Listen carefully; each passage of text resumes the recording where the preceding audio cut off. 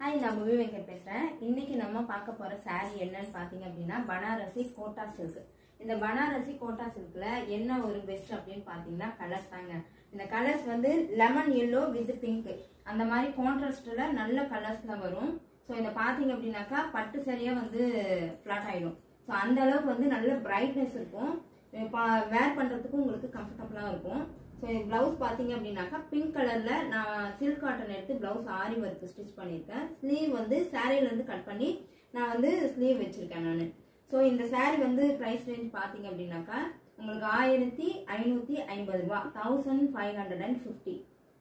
உங்களுக்கு பிடிச்சிருந்ததுன்னா ஸ்கிரீன்ஷாட் எடுத்து ஆர்டர் பண்ணிக்கோங்க.